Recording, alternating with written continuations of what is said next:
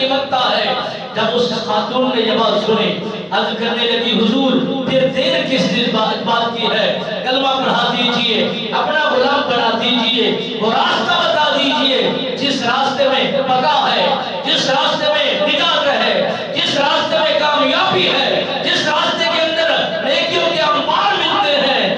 انسان کے ایک چھوٹی سی نیکی اتنا کام کر جاتی ہے کہ اگر وہ ساری زندگی اعمال میں گزار دے تو وہ کتنا کامل بنے گا، وہ کتنا نیک بنے گا، کتنا محبوب بنے گا، کتنا مقبول دعا بنے گا، کتنا وہ ولی گر شمار کیا جائے گا، کتنا عابد و زاہد کے مرتبے تک وہ فائد پائے گا۔ میرے آقا مولا صلی اللہ علیہ وسلم سرکار نے فرمایا اس کا یہ کرنا اس کے لیے وہ صدقہ بنا تھا۔ صدقہ اتنا اجر بڑھتا ہے کہ اس کی زندگی خوشحالی میں لوٹ گئی۔ وہ اندھیرا میں جب زندگی کو بسر کر رہی تھی، پھر وہ جالوں میں آ گئی، پھر خوشحالی میں آ گئی، برکت میں آ گئی، رحمتوں میں آ گئی۔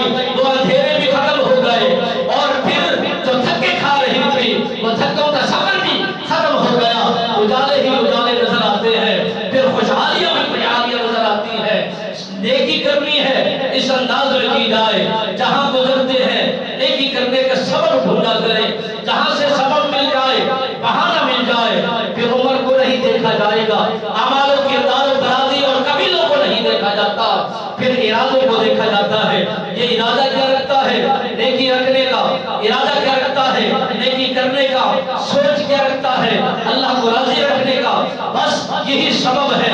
انسان اگر ساری زندگی اعمال کرتا رہے، نیکیاں اکٹھا کرتا رہے، مگر تکبر عزازی را کر بزندان لعنت کی رفتار کر اگر نیکیاں بھی کرے، تکبر کا پہاڑ، تکبر کی چادر بھی اوڑھے رکھے، پھر کہے میں متقی بھی ہو جاؤں گا، صالح بھی بن جاؤں گا، نیکوکار بھی ہو جاؤں گا، ہرگز ایسا نہیں ہوتا۔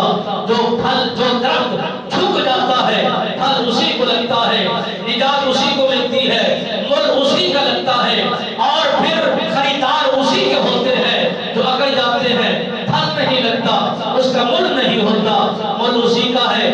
گردن جھک گئی، ٹکل جھک گئی، جنہوں نے اللہ اور اس کے رسول کے ہاں اپنے آپ کو پیش کر دیا وہ کامیاب اور نجات ہو گئے۔